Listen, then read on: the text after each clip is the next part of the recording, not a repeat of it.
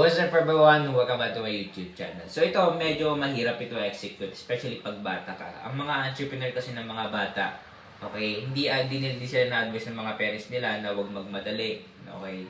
Pero ako na, dito na ako as your parents, as your, I don't know, kung ituturing nyo akong parang mentor, whatever. Pero basta sa akin, kahit walang recognition or whatever, ang mahalaga sa akin ay may matutunan kayo. So, ano nga ba ang dapat mindset as entrepreneur? So, ito ang hirap. Kahit sa akin, sobrang nahirapan din ako. Yung parang, yung progress ang bagal. Okay? So, ito yung nakaka-stress. Yung parang, anong dapat mindset? Dapat ang maging mindset natin is long-term at patient. Sa mundo ng pangninegosyo, bago naging successful daw ang mga entrepreneur is 8 years, 5, 8, and 10 years. Okay, madami pang mga mapagdadaanan. Okay, kaya kailangan natin ng long-term.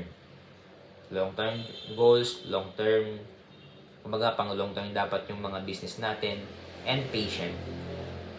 Walang overnight na success. Kailangan natin ng mahabang pasensya. Kailan lang kagabi, parang nanghihina ako, bagal ng progress, tapos parang wala kang gana, okay?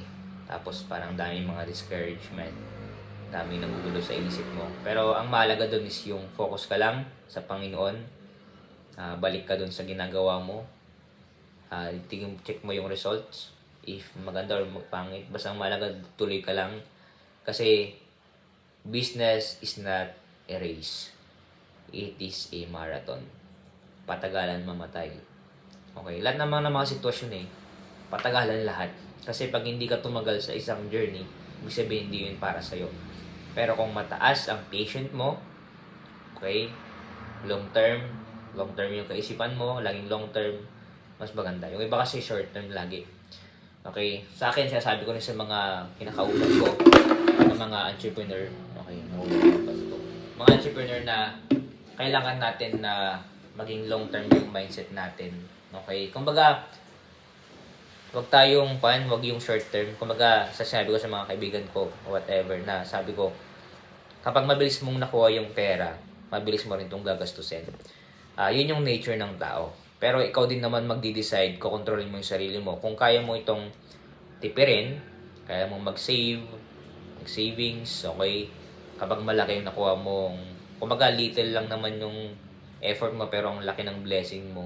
So, mabilis mo lang din itong gastusin. Pero depende kung ikaw ay may self-control, ay ito pang long term to. Save ko muna to. Meron akong pag-gagamitan to for the future long-term investment. So, ganun. Sabi ko sa kanila na pag mabilis mo nakuha yung bagay na pera, mabilis din mawawala. Okay, so, that's the principle of the Bible din kasi. Okay, so, mabilis talaga mawala yung isang bagay kapag mabilis mo nakuha. Kunyari, nagsugal ka, nagnakaw ka, mabilis din mawawala yan. So, kailangan natin ng long-term mindset. Okay? Kapag pinaghirapan mo, matagal mong pinagtrabahuhan, so matagal din mamamatay, matagal din mawawala. Especially yung pera.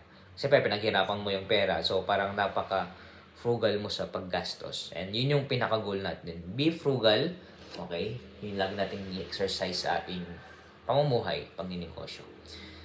Yun lang naman. Okay, if you want to buy this book, click the Facebook page of Share Description. Nasa lang po kayo. Salamat po and God bless.